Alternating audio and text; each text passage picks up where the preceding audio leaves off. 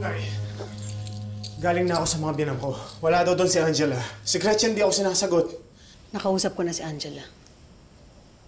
Nay, nasaan siya? Doon daw muna siya kay Chloe uuwi. At huwag ka daw munang magpapakita sa kanya hanggat hindi ka patapos sa pagsisinungaling mo. Sa lahat na naman, doon pa.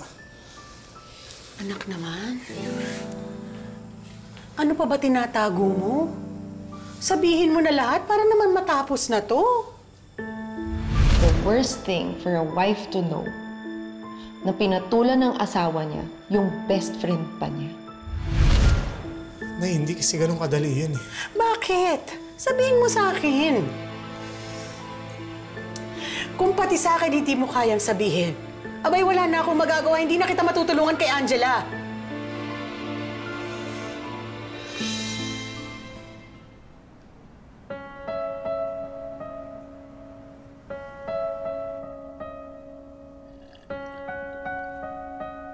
Time loop, hindi totoo yung mga ganun.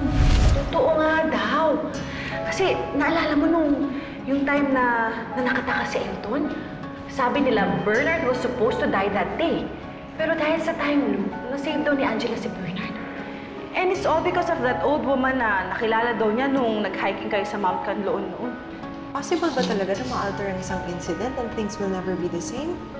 I don't expect you to believe it. Pero nangyari sa akin eh. At kung hindi dahil sa time loop, patay na si Bernard ngayon. Hindi ka dumating, Bernard. Chloe, dumating ako. Nandun ka? Nandun ka sa meeting place natin? Seryoso ka ba? So, ibig sabihin gusto mo rin ako. If only I can turn back time, I would have waited for you 5 more minutes.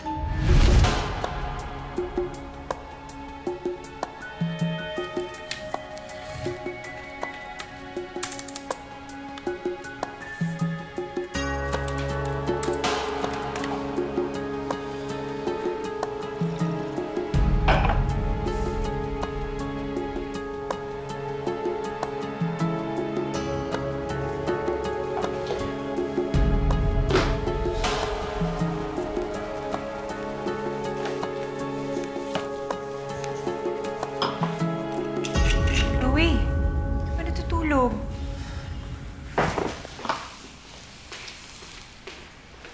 Ano yan? Nagbubuka ng flight papuntang Bacolod? Aakyat ako ng Mount Canlaon.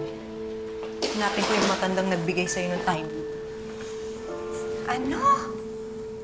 Bakit? Gusto kong bumalik sa time na na-meet ko si Boracay Boylet. Dapat hindi ko na siya pinakawalan. Chloe, malayo ang Mount Canlaon, ha?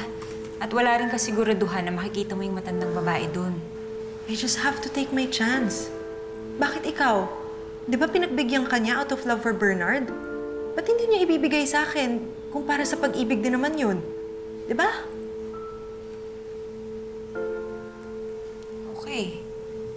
Kailangan ba yan bukas na agad? Gusto ko pa sana kayong makasama ni Jessie at ni Gretchen eh. Importante para sa akin to, Angela.